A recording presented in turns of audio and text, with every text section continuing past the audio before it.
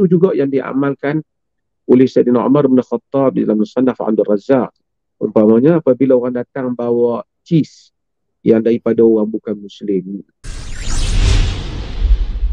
Baru-baru ni ada isu, mereka yang bukan beragama Islam masak, bawa dekat kawasan banjir, and orang yang beragama Islam, diorang tanya halal ke haram, and diorang tak nak ambil makanan daripada orang India and China. Saya nak tanya kat sini, waktu darurat macam ni, korang nak still nak tanya pasal halal and haram ke? And orang yang tinggal kat Malaysia, of course diorang tahu pasal halal and haram.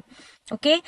Tahu tak betapa susahnya volunteer yang hantar kat korang makanan tu, tak makan, tak minum, cari dana, penat masak, naik bot, pas one by one, semata-mata tak nak korang mati kelaparan, tahu tak? Okey, anda tengok video tadi. Jadi untuk mendapatkan jawapan pada persoalan yang ditimbulkan, maka Beramin dengan berbesar hati menjemput mempersilakan Sohibus Samahah Datuk Arif Perkasa Dr. Muhammad Asri Zainal Abidin aka Dr. Mazhar yang merupakan Mufti Kerajaan Negeri Perlis untuk bersama dengan kita. Itu dia. Assalamualaikum Datuk, sihat ke? Assalamualaikum warahmatullahi wabarakatuh. Alhamdulillah. Amin. Apa khabar? Sihat? Khair hal? Baik, alhamdulillah.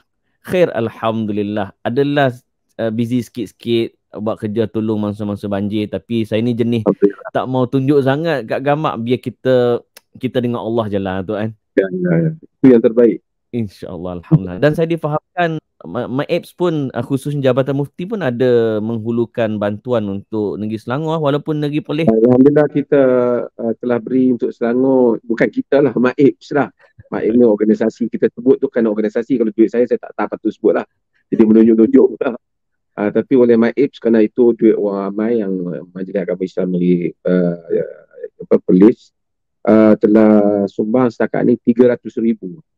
Masya Allah. Ya, Allah berkati. Dan ialah untuk sebagai kesedaran saya sendiri dan sahabat-sahabat, kita pun ingin tengok juga lah untuk pergi juga. Saya insya-Allah besok ataupun lusa akan berusaha untuk sampai juga lah untuk sama-sama. Baik Datuk, tanpa melengahkan masa, soalan tadi daripada video yang viral, saya pecah-pecahkan untuk memudahkan pemahaman warga netizen. Pertama sekali, wajar atau tidak kita orang Muslim bila menerima bantuan makanan daripada rakan-rakan non-Muslim, mempersoalkan makanan ni haram ke tidak? Sebelum kita tahu dan kita dapatkan jawapan sama ada haram atau tidak makan makanan yang dimasakkan oleh non-Muslim. Pertama sekali, boleh tak kita tanya? Okey. Bismillahirrahmanirrahim. Yang pertama nak tanya tu boleh untuk diri kita kan. Dia makan ni benda personal. Jadi pilihan diri dia nak tanya boleh. Untuk diri dia, jangan duk tanya untuk orang. Jangan susah dekat orang, untuk orang. Okey. Jadi sekadar bertanya tak ada masalah dan hukumnya dia tanya boleh. Pada diri dia. Tak ada masalah. Pada diri dia. Pada diri dia. Jangan dia fatwa pada orang. Dia tak nak makan, dia fikir fatwa haram kat orang lain, tak boleh lah. Kerana benda tu dia tak pastikan haram.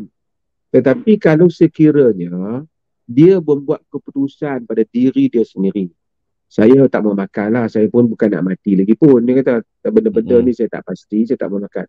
Kita sebagai manusia, kita kena respect juga dia punya rights untuk membuat pilihan terhadap diri dia. Orang pergi restoran, dia ada pilihan nak beli ke tak mau beli. Macam tu juga. Dia nak makan, kita bagi, dia tak mau terima, dia kata saya tak makan. Tak apalah, kita respect lah dia punya hak. Tapi kalau dia tolong kempen kat orang, jangan makan semua tuan-tuan ni haram. Pasal itu tak boleh lah. Tapi kalau dia tak kempen, dia tak mau, kita tak boleh lah cerca dia, kita kutuk-kutuk dia, tak perlulah. Pilihan diri dia. Saya sekadar personal option boleh. Untuk implement ke orang, jangan. Dia tak nak, tak apalah. Itu mungkin juga mimba bil warak, daripada bab warak kan. Maksudnya ada orang benda lagi dia tak pasti halal, dia tak mau makan dan dia dapat bertahan. Dia tak memusnahkan diri dia. Tak ada masalah, itu pilihan diri dia.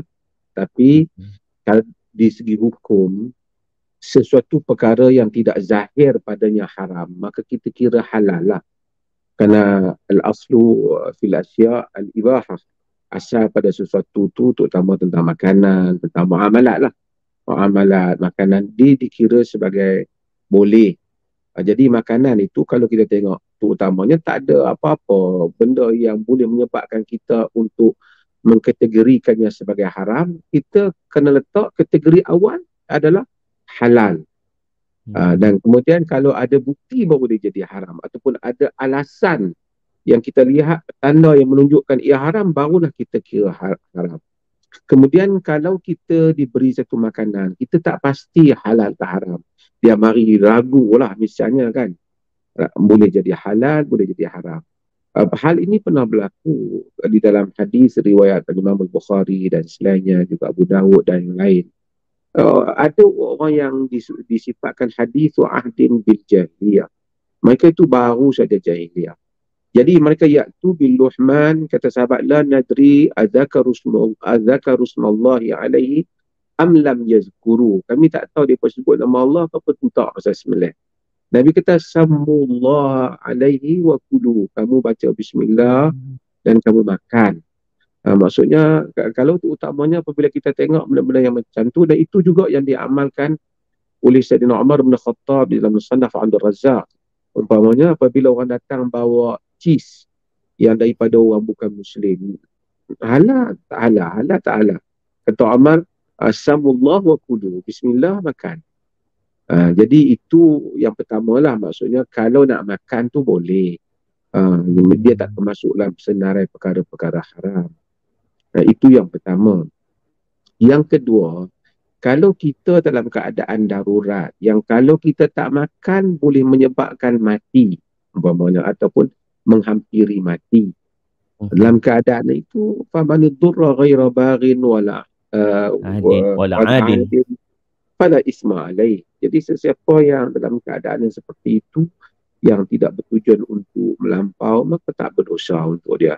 And yang tanya pasal halal and haram ni, korang tengok kan kat Maidin tu, diorang pecahkan Maidin. Tahu kenapa? Sebab darurat. Lapar. Korang boleh lagi tanya pasal halal and haram. And I nak tanya yang pecahkan Maidin tu halal ke? So masih lagi banyak benda yang halal and haram yang korang boleh tengok tapi time darurat macam ni, tolong please lah respect dekat orang-orang yang hantar korang makanan tu. Salah satu yang volunteer yang hantar makanan tu kawan saya, dia heart patient dia tak makan betul-betul pun. Dia hantar korang makanan sampai tak makan. Risau tau tak keluarga dia tak makan ubat. Korang boleh tak appreciate orang yang hantar korang makanan, jangan hina dia orang. Please. Kita tahu Alhamdulillah Maidin pun dah menghalalkan mereka yang telah pecah kedai di salah satu tempat banjir, dan dia kata dia dengan hati terbuka menghalalkan semuanya. Cuma timbul persoalan pula, viral ada juga dia bukan ambil barang keperluan. Ada yang sampai tahap ambil oven, ada yang sampai tahap curi rokok, pecah mesin ATM. Apa komen Suhaibus Samahah Datuk Dr. Mazhar tentang isu ini? Kita keluarkan pandangan dalam hal ini dan supaya memberi ingatan. Kita kena tahu, saya selalu kita bukan kes ni saja, nanti kes dah hadapan juga.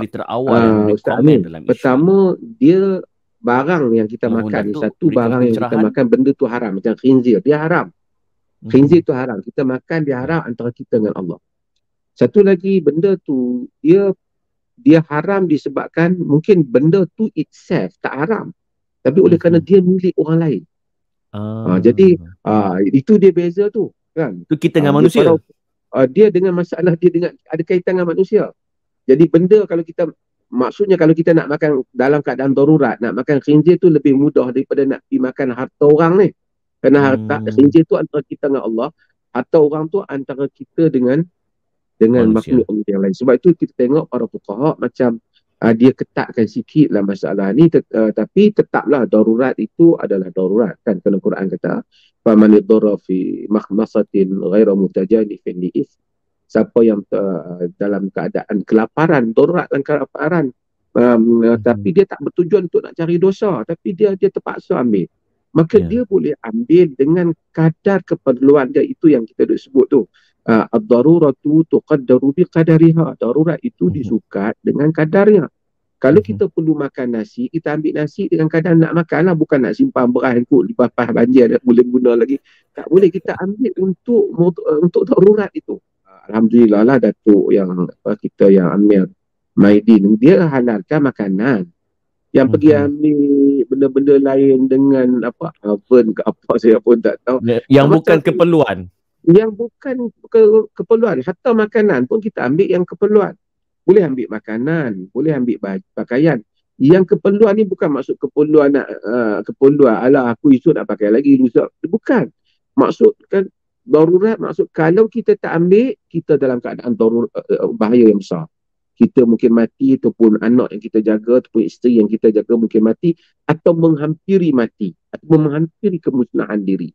Jadi itu baru boleh kita pergi ambil harta benda orang. Kalau tidak nanti seorang ada keperluan mufti kita boleh pergi ambil, musim-musim lain pakai ambil pula harta benda orang. Tak boleh. Kerajaan, dia situ peranan pemerintah. Pemerintah menjaga ketenteraman. Tapi kalau keadaan iaitu pemerintah, saya minta maaf lah, kita nampak macam kali ni macam kerajaan ni slow lah sikit. Yalah, slow. Jadi Ambil saya masa bukanlah sikit nak, kan. saya bukanlah kata mesti nak menyalah-nyalahkan ni. Tapi everybody rasa macam tu. Maksud kerajaan slow. Maksudnya agensi kerajaan lah slow. Bila kerajaan slow sehingga hal ini paksa berlaku. Patutnya tak sampai untuk negara seperti Malaysia lah kan. Negara lain tidak ada keadaan. Tapi untuk negara seperti Malaysia, patutnya tak sampai terpaksa demikian pergi pecah kedai tak. Kerana nanti ada orang yang betul-betul ikut kerana dia darurat, ada orang ambil kesempatan. Kalau tak terkawal, nanti lama-lama jadi trend pula. Jadi lama-lama terus negara dalam keadaan yang tak terkawal. Ini sangat bahaya. Jadi saya harap menteri dan mereka-mereka yang ni tampil dengan keadaan yang lebih berwibawa supaya untuk mengendalikan hal-hal yang seperti ini. Tapi kita sebagai institusi agama, kita bagi pandangan hukum lah. Kita bagi tahu jangan ambil benda ni, ujian Allah ni. Sebenarnya saya kena insaf diri saya pun bahawa kita bila-bila saja boleh kena ujian Allah. Kita di Malaysia ni sangat sikit ujian Allah sebenarnya dibandingkan kalau tengok negara yang kena bom, rumah hancur. Walaupun apa yang berlaku, kita memang simpati pada semua, tapi hope tu is still there. Hope maksudnya harapan pada Allah sentiasa. Maksud di sudut urusan kehidupan, ada kerajaan lagi, ada rakyat yang masih duduk tunggu nak bagi bantuan.